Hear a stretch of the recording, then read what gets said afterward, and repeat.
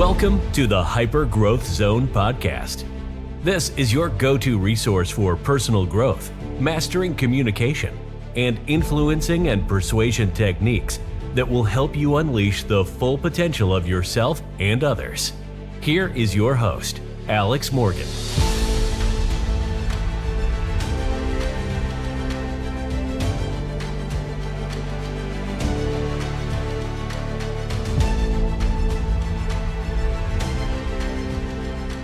Welcome to another episode of the Hyper Growth Zone podcast. My name is Alex Morgan, and I'm a master trainer of hypnosis and NLP. And for this episode, we're going to consider the 4 laws of suggestion so you can really understand how your mind is shaped, how you can use suggestion for yourself and others. Because did you know that your unconscious mind is constantly and consistently influenced by suggestions, whether you realize it or whether you don't realize it?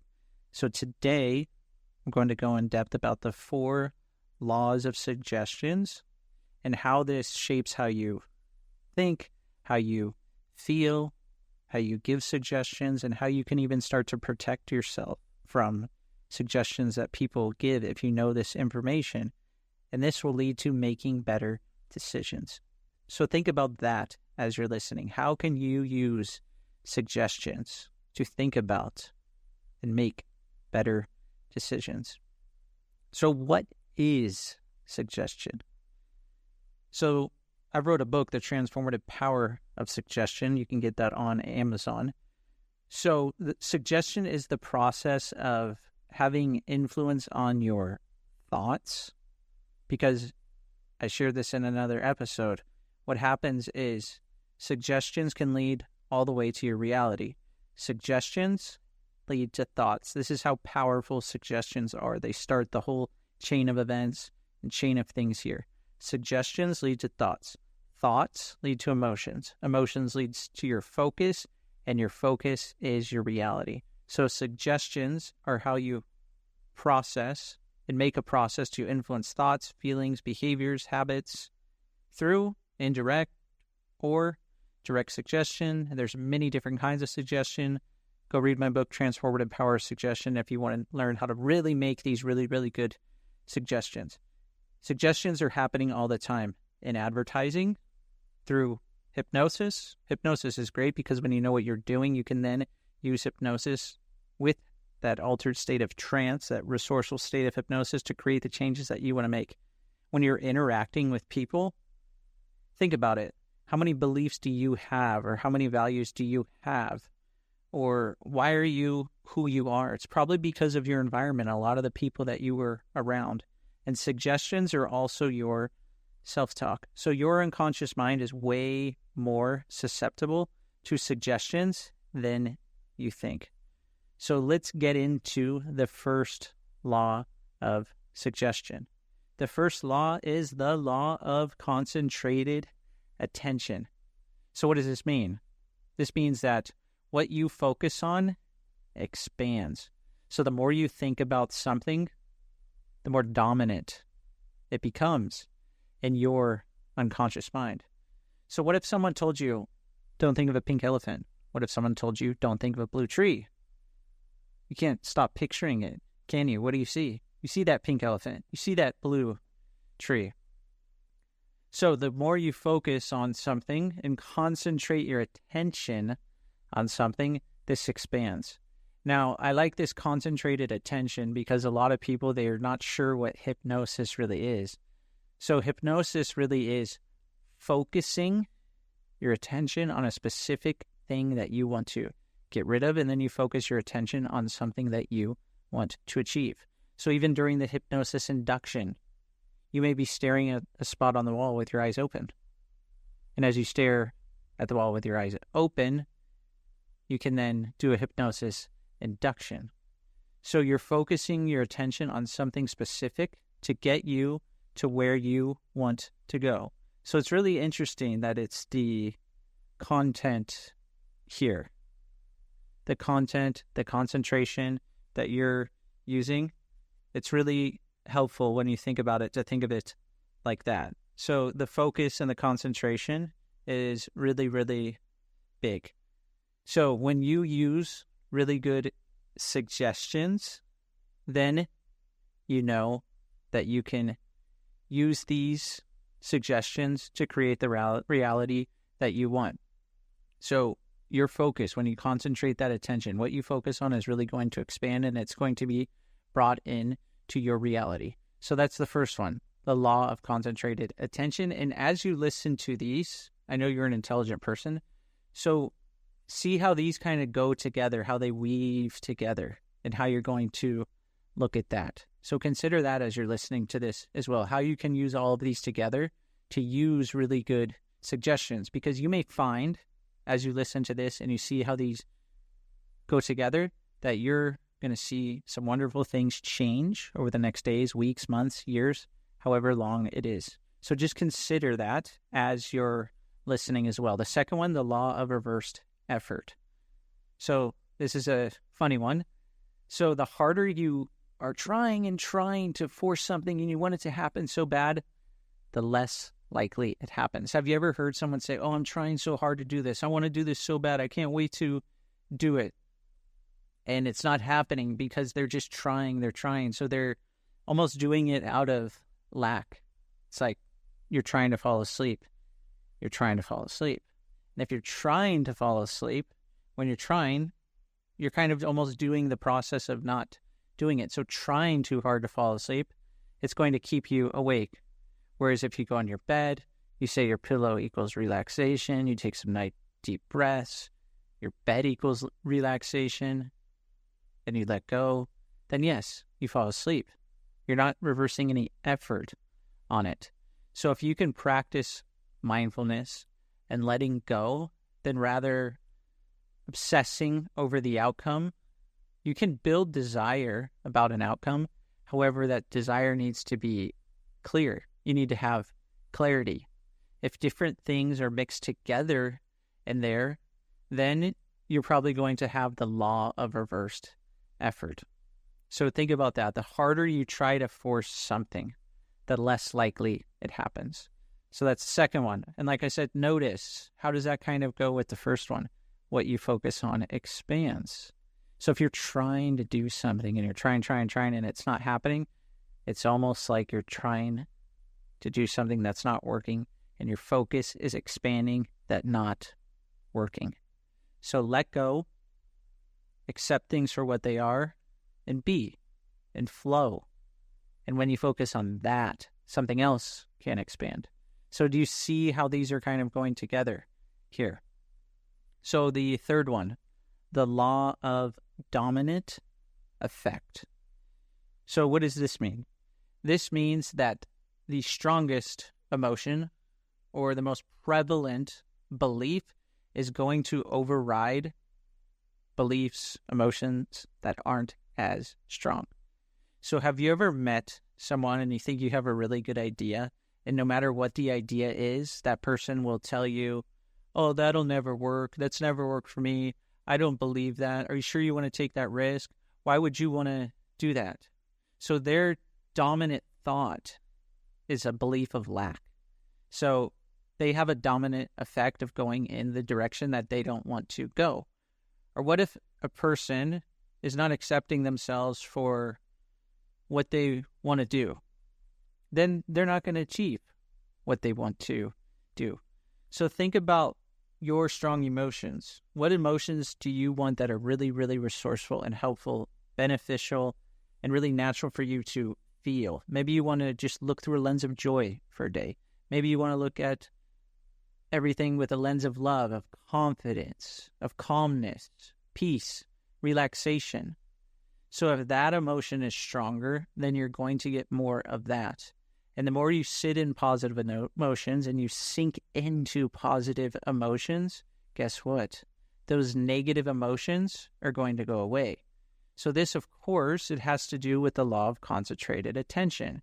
The more you sit in that emotion, the more powerful it is, the stronger it is, your focus on that expands.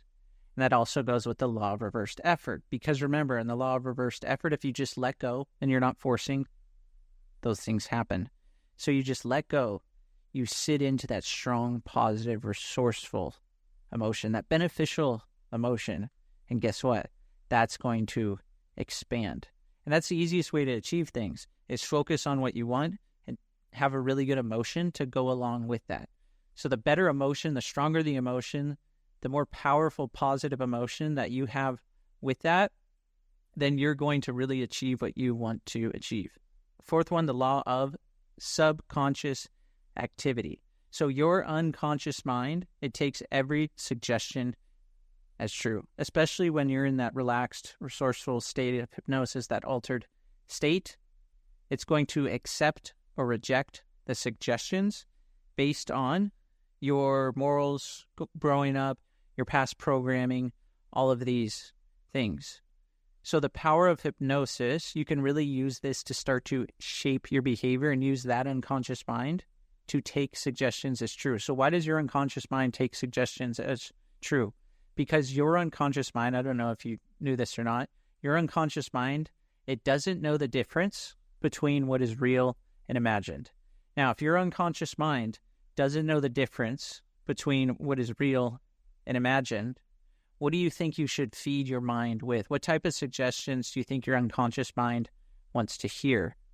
Your unconscious mind wants to hear empowering suggestions, beneficial suggestions, because this also goes with all of them. All of these go together. So the stronger the suggestion, the more the unconscious mind is going to really accept that is true. So if you want to create better habits through self-suggestion, self-hypnosis, then you're going to want to use the law of subconscious activity. You're going to feed your mind what your mind wants to see, what it wants to hear, what it wants to feel, smell, taste, and say to itself. Those are the only things that you can do in your mind. See things, hear things, feel things, taste, smell things, and say things to yourself. So the more that you feed your mind the things that it wants to hear, it's going to keep accepting those as true. And the more you accept those as true, the more that you're going to achieve.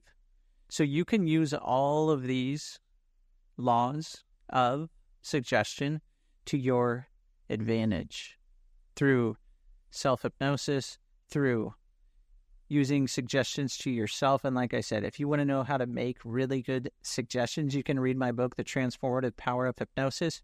However, I'll tell you right now, if you're going to use this to improve yourself, improve your mind, improve your reality, create predictable results, then your suggestions need to tell your mind to say it the way that you want it. So in the example earlier, don't think of a blue tree. What do you actually think of? You think of a blue tree. So if you're thinking of a blue tree, you actually use the word don't.